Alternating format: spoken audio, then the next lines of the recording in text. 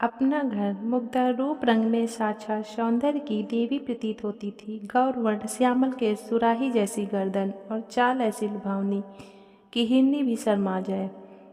पाक कला में दक्ष मुग्धा पढ़ाई में सामान्य रही थी। उसकी माँ सावित्री देवी ने उसे बड़ी ही सादगी से पाला था। कभी मुग्धा आधुनिक परिधान पहनने के लिए कहती तो सावित्री देवी तुरंत टोक देती, मुग्धा बाबुल के घर लड़की सादा ही रहती हैं, अपने घर जाकर चाहे जितना फैशन करना।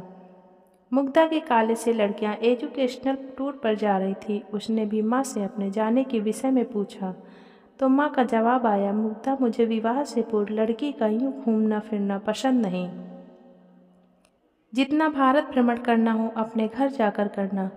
मुग्धा उदास होकर स्वयं से पूछती, क्या यह मेरा घर नहीं है? मुग्धा को कॉलेज के एक फंक्शन में गायत्री देवी, जो कॉलेज की ट्रस्टी थी, ने देख लिया और अपने बेटे मोहित के लिए पसंद कर लिया। विवाह का प्रस्ताव मुग्धा के घर पहुंचा तो मुग्धा की मां अत्यंत प्रसन्न हुई।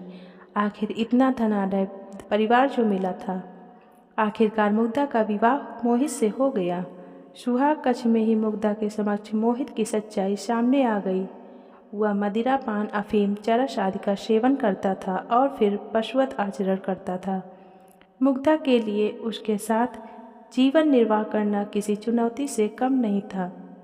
एक माह बाद मुग्धा ने मोहित के वहशीपन की निशानियां अपनी सासू माँ को दिखाई तो उन्होंने तपाक से कह दिया, देखो मुग्धा, मैंने मोहित को बड़े लाड प्यार से पाला है। उसके लिए बहुत अमीर घराने से रिश्ते आए, किंतु मोहित ने तुम्हें कॉलेज के सांस्कृतिक कार्यक्रम में देखा तो तुम पर हृदय हार बैठा।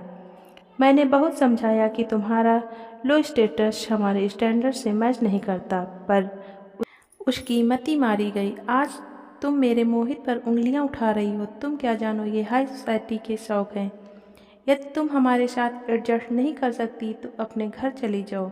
सुनकर मुग्धा के हृदय का दर्पण चूर चूर हो गया। एक वाक्य जो उसके कानों में चुभने लगा वह था, अपने घर चली जाओ। क्या यही इस समस्या का समाधान है? मायके में बेटियों को यह कहकर बड़ा किया जाता है कि अपने घर जाकर अपने सारे अरमान पूरे करना, और फिर ससुराल से यह कहकर दुत्कारा जाता है कि अपने घर चली जाओ। आखिर एक लड़की का घर कौन सा होता है? मायका, जहाँ उसे ससुराल की अमानत समझकर बड़ा किया जाता है, यह ससुराल जहाँ उसे हर क्षण परायेपन का एहसास कराया जाता है।